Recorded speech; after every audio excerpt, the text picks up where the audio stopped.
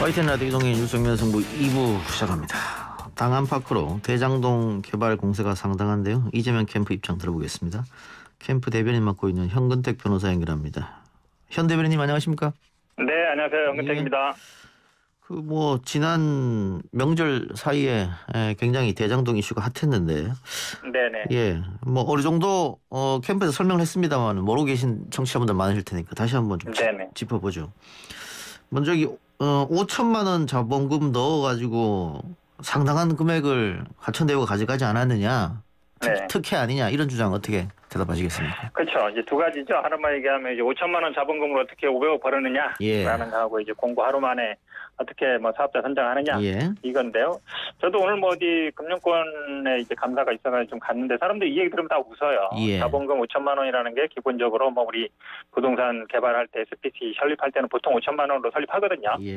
근데 이제 자본금과 투자금 다른 거죠. 이 사업비가 한 1조 5천억인데 그 PF로 한 7천억 정도가 투자됐거든요. 그럼 사실은 이제 PF로 받은 게 7천억이고 초기에 투자한 게 한 350억으로 알려져 있어요. 그러니까 이 자본금의 몇 배를 수익을 얻었다 이렇게 얘기하는 건 말이 안 되고, 우리 삼성전자도 자본금이 9천억밖에 안 되잖아요. 근데 1년에 수백 조씩 매출 올리고 수익 올리고 그러잖아요. 그러니까 자본금 기준으로 이게 얼마를 벌었다 이렇게 얘기하는 건 말이 안 되고요. 회사 설립할 때 자본금 5천만 원 했는 거고 투자금은 따로 있다 이 말씀이잖아요. 그렇죠. 한마디로 얘기하면 그렇죠. 그다음에 이제 하루 만에 이걸 선정했다는 건데 오히려 잘한 거죠. 왜냐하면 이게 공고 나고 이제 우리 방송에도 언론에도 나왔습니다만 거기서 먹고 자면 됐다는 거잖아요. 왜냐하면 이게 며칠 가면은 금방 알려지기 때문에 로비가 들어올 수 있고 이런 거니까 사실은 바로 전날 받고 다음날 바로 선정한 거 오히려 저는 잘한 거다 이렇게 보고 있습니다. 예, 알겠습니다. 그 다음에 이 화천대유가 권순일, 박영수 거물급 법조인들을 고문으로 둔 까닭은 무엇이냐 이 얘기 다던데요. 이것도 많이 얘기가 많은데 아마 박영수 특검은 아마 모 법무법인에 속해 있던 분이 이 사업 초기부터 관여했으니까 아마 관계된 것 같고요. 이분이 직접 이재명 후보님하고 관계는 없는 걸로 알고 있고요. 권순일 대법관이 이제 한마디로 얘기하면 무죄 판결 해주고 나중에 여기 취업한 거 아니냐. 한마디로 이제 요게 이제 논란의 핵심이잖아요. 근데 우리 아시다시피 이제 권순일 대법관은 좀 보수적인 분이세요. 이분이 성향을 따지는 건 그렇지만 박근혜 전 대통령 때 임명되신 분이고, 사실은 이분이 또 이게 만약에 경기도 관련된 회사도 아니고요. 왜냐하면 이분이 그 화천대유에 여기 맡을 때는 이재명 지사는 경기도 도지사였거든요. 그러니까 관계도 없는 거죠. 그리고 이게 실제로 어찌 보면 지금 마치 이제 화천대유가 성남시랑 연결된 걸로 보이는데 어찌 보면 이미 이제 떠나서 경기도 가 있을 때인데 무슨 관계가 있겠어요. 이 경기도는 여기에 관여할 권한이 하나도 없거든요. 제가 보기에는 말이 안 되는 얘기. 그 야당과 보수 언론에서는 이 권순일 전 대법관 관련해서 이재명 지사 대법원 판결할 때 이 사람이 캐스팅 보트를 지었었다 이렇게 이야기하던데 현직 변호사니까 더 잘 아실 것 같아요. 그게 지금 저도 언론 기사는 봤는데 5대5였는데 이분이 해서 6대5가 돼서 대법원장이 가서 7대5가 됐다. 이거는 제가 보기에 그냥 뇌피셜인 것 같아요. 왜냐하면 그 심의 과정 몇 대 몇이다 이런 거는 사실은 안 알려지게 돼 있거든요. 비밀이고. 지난번에 어떤 우리 판사님은 그거 얘기했다가 오히려 처벌받은 적도 있잖아요. 그러니까 사실 심리 결과에 안 나오는데 제가 보기에는 근거 없는 얘기다라고 보고 싶고, 이분이 만약에 이거를 대가로 했으면 좀 전에도 말씀드렸겠지만 경기도와 관련된 데 차라리 했겠죠. 이게 떠난 다음에 그 자리에 갈 일은 없는 것 같고, 이게 지금 아마 많은 법조인들이 나오는 게 여기 이제 대표가 법조 출입 오래 하셨다고 알려져 있잖아요. 우리 곽상도 의원님께서도 나 옛날부터 알았다. 검사일 때부터 알았다고 얘기하는 거잖아요. 그러니까 이분 스스로의 어떤 인맥인 것 같고, 제가 보기에 경기도 특히 성남시가 관여할 부분은 아닌 것 같다라고 보입니다. 화천대유 대표가 언론사 법조팀 기자를 오래 했기 때문에 그 나름 인맥으로 법조 사람들 많이 알아서 이렇게 고문으로 영입하고 곽상도 의원 아들 같은 경우 취업하고 그렇게 된 거 아니에요? 이렇게 보시는 거네요? 그렇죠. 기본적으로 이게 또 민간의 영역이고요. 이런 사업을 하시는 분들이 누굴 고문 변호사로 영입하고 그럴지는 우리가 알 수가 없잖아요. 그렇게 보면 마치 이재명 후보님께서 원유철 전 의원님도 고문으로 임명했다는 게 말이 되잖아요. 말이 안 되는 거잖아요. 예. 근데 이게 처음에 이재명 시장이 당선되기 전에 예. 이 공영 개발로 계획된 것을 이명박 대통령 취임하고 민영 개발로 바꿔라 해서 민영 개발 그렇죠, 갔다가 그렇죠. 이재명 그렇죠. 시장이 취임하고 이게 왜 민영이냐 공영으로 갔다가 이제 민간 합동으로 된 거지 않습니까? 그렇죠. 네. 예. 그래서 이 지사가 이거 민영으로 그냥 갔으면 성남시가 한 푼도 못 벌었는데 그렇죠. 공영으로 돌려서 5,500억이라는 돈을 돌려받았기 때문에 이거는 오히려 사람들이 나에게 칭찬해줘야 된다 이런 주장을 계속 하는 것 같습니다. 그렇죠. 이게 이 사업의 가장 큰 특징이요. 결합 사업이라는 건데 한마디로 얘기하면 그 대장동에서 나는 수입을 가지고 구시가지, 성남 구시가지는 뭐 공원도 없고 이러잖아요. 분담이 네. 잘 돼 있고.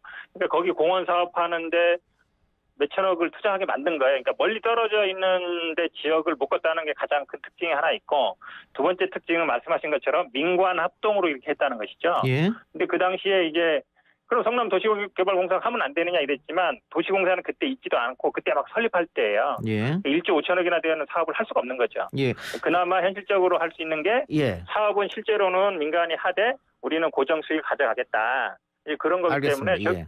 제가 보기에는 뭐 아주 잘한 사업이죠. 그러니까 이재명 지사 이야기는 그 10원도 안 들이고 5,500억을 성남시에 갖다 줬으니까 칭찬받아야 할 일이다. 그렇죠. 근데 반대파들 주장은 성남보다 민간이 훨씬 더 많은 이득을 갖고 가지 않았느냐 이거거든요. 결국은 이제 처음에는 이제 4천 몇백억을 갖고 가기로 했고 나중에 1,000억 정도를 더 받아가서 이제 합계 5,500억이 된 건데요. 예. 그때 당시에 아마 2015년 당시에는 아마 민간이 가져갈 수 있는 예산 금액을 한 1,800억 정도로 본 것 같아요. 근데 이제 부동산 가격이 많이 올랐잖아요. 예. 그러다 보니까 이제 많이 돌아간 건데 그거를 더 갖고 온다는 거는 제가 보기에 쉽지 않아요. 왜냐하면 성남시라는 건 하나의 리스크도 부담 안 하고 예. 사실은 고정 수익을 갖고 오는 거고 나머지 수익은 민간이 가져가는 구조였기 때문에 거기서 더 갖고 와야 된다라는 건 제가 보기엔 좀 말이 안 되는 얘기 같습니다. 그 지가가 상승하고 이후에 계약 이후에 그렇죠. 뭐, 결론적인 얘기죠. 한마디로 얘기하면. 예, 분양가가 높아졌는데 그거를 이재명이 어떻게 예측할 수 있느냐 이 말이네. 더 올랐다 하더라도 그거를 그럼 성남시가 더 갖고 올 수 있느냐. 물론 이제 이재명 시장이 이제 이미 성남시를 떠난 이후에 그게 뭐 배당도 이루어지고 이렇게 했는데요. 그게 사실은 우리가 뭐 계약 원칙이라든지 이런 원칙상 쉽지 않죠. 민간이 하는 영역에 대해서 그걸 다 갖고 와야 된다. 그건 알겠습니다. 제가 보기에는 뭐 말이 안 되는 얘기가. 자, 근데 지금 이재명 캠프에서 이건 오히려 국민의힘 게이트다 이렇게 이야기하고 있는데 근거는 있습니까? 그렇게 말씀하시는? 그러니까 제일 중요한 게 저는 이제 곽상도 의원이라고 보고 있어요. 왜냐하면 곽상도 의원 이게 2015년이면 박근혜 정부 때잖아요. 2016년 15년 6월에 아들이 취업했는데 이게 설립하자마자 취업했거든요. 근데 곽상도 의원이 그 당시에 민정수사 끝나고 이제 다른 일 하실 때인데 어디 법률 구조공단인가 이사장 가고 있었는데 실세였거든요. 이분들 자제를 취업시키는 이유가 있을 거 아니에요, 당연히. 제가 보기에 영향력을 행사했을 거라 보고 원유철 의원 같은 경우에는 뭐 우리 경기 부지사도 했지만 경기 남북권 평택에서 5선했거든요. 원내대표도 했고 영향력 있는 사람이란 말이죠. 이런 분들이 관여됐다라고 보고 있고 가장 중요한 거는 이게 이제 2010년에 공영에서 민간으로 돌리려고 할 때 그때 이제 성남의 국회의원이었던 신영수 의원 그 동생이 그 사업자들과 한 30억 정도 비자금을 만들어서 여기저기 이제 민간으로 돌리려고 로비자금 많이 뿌렸는데 2015년에 그래가지고 신영수 의원 동생도 구속되고 한 6명 정도 구속됐었거든요. 그렇게 본다 그러면 근데 그때 당시에 투자했던 그 변호사가 최근에 이제 KBS 보도로 알려져 있는데 그 주주로 들어있다는 거잖아요. 그 사람들이 쭉 이어졌다고 보는 게 저는 뭐 합리적이라고 보고 있습니다. 자, 이재명 캠프에서 지금 국민의힘 몇몇 의원들을 허위사실 유포로 고소한 상황이죠. 네. 거다가 지금 화천대유 자금 흐름을 경찰이 또 내사 중인데. 이렇게 되면은 이재명 후보도 뭐 조사받고 이렇게 되는 거 아닙니까? 뭐 그렇게 가는 아닌가. 관련이 돼야 되는 건데 결국은 화천대유는 민간 부분이잖아요. 거기서 뭐 돈을 뭐 어떻게 돌렸는지는 뭐 우리 성남시에서 알 수는 없는 거고요. 그거는 뭐 하다가 예를 들어서 그게 뭐 문제가 있는 돈이 흘러나갔다면 조사받을 수 있겠지만 뭐 그런 아직 상황은 아니라고 보고 있고요. 지금 뭐 고발한 것들은 허위사실이 많이 드러났잖아요. 그러니까 뭐 이재명 지사 아들이 뭐 관련 회사에 근무한다든가 아니면 그 이한주 원장 뭐 동생이 근무한다 이런 게 다 허위로 드러났잖아요. 그런 부분들은 저희들이 뭐 법적 조치를 안 할 수가 없는 것 같습니다. 근데 어쨌든 이게 그 호남 경선 전에 벌어진 일이라서 네네. 호남 경선에 좀 영향을 미치지 않겠느냐. 캠프에서 나름 걱정을 좀 할 것 같습니다. 어떻습니까? 네, 조금 뭐 지난주에 계속 논란이 되긴 했는데요. 근데 추석 그게 끝나가면서 분위기를 보니까 최근에 이제 아마 호남 경선에서 많은 영향이 있는 우리 정세균을 돕던 의원들, 김호영 의원님이나 뭐 김민석 의원님이나 이런 강특구 의원이나 이런 분들이 뭐 이렇게 페이스북을 통해서 보니까 이게 결국은 이재명 지사가 민관 합동 개발을 해서 많은 이익을 가져온 좋은 모델이다. 이건 오히려 비난할 일이 아니다. 이걸 오히려 더 발전시켜야 된다. 이런 취지로 글들을 많이 써주고 있어서 당내 분위기는 뭐 좋게 흘러가는 것 같습니다. 예. 근데 이 대장동 논쟁에 이어서 또 수박 논쟁이 그러게 말이에요. 예, 이재명 캠프와 이낙연 캠프에 네. 붙었는데 이건 어떻게 판단하고 계십니까? 아주 보면 약간 해프닝 같은데요. 예. 수박이라는 게 뭐 오래된 역사 저도 보니까 이게 뭐 그 스토리는 있더라고요. 예전에 아마 뭐 원나라 침입 때 그 역사 같은 겉과 속이 다른 사람을 예. 비유하는 일반적인 표현이에요. 이게 뭐 일베 쓰는 표현은 아니고. 예. 근데 이거를 아마 뭐 일베 쓰는 용어다. 특히 이제 저는 이걸 5.18과 연결시킨 거는 좀 유감이 아닐 수 없는데요. 해프닝이긴 하지만 정식 논평으로 나왔잖아요. 예. 그럼 제가 보기에 뭐 그게 아닌 게 드러나면 최소한 뭐 유감 포명이든 아니면 뭐 논평을 철회한다든지 그런 조치는 좀 있는 게 타당한 것 같습니다. 그런데 이낙연 캠프에서는 호남 경선을 앞두고 이렇게 또 당연히 이야기할 수 있는 거 아니겠습니까? 그런데 이 수박 그걸 5.18까지 연결한 건 사실은 뭐 광주에 뭐 수박이 많이 나긴 합니다만 무등산 수박이 유명하잖아요. 예. 그랬는데 그거를 5.18을 비하하는 표현으로까지 연결시킨 거는 제가 보기에는 뭐 일단 팩트도 틀렸고요. 또 약간 뭐 광주 5.18 그것과 연결하는 건 저는 맞지 않다고 예. 봐서 유감 표명 정도라든지 논평 철회는 저는 반드시 예. 필요하다고 보고 있습니다. 근데 이게 지지난주까지만 해도 윤석열 후보의 고발 사주국이 굉장히 핫했는데 어쨌든 대장동권으로 그게 다 덮여버렸어요.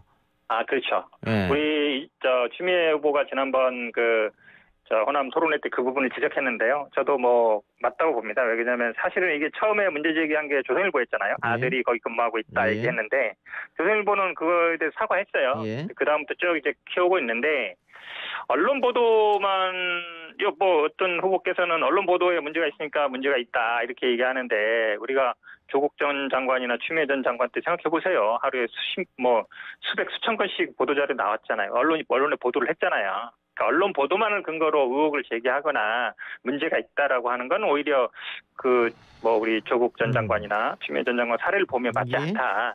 어느 게 맞는지 틀린지 확실하게 본인 스스로 판단을 해야지 언론에 그걸 뭐 책임을 넘기거나 예. 언론 탓을 하는 건 저는 옳지 않은 알겠습니다. 자세라 보고 있습니다.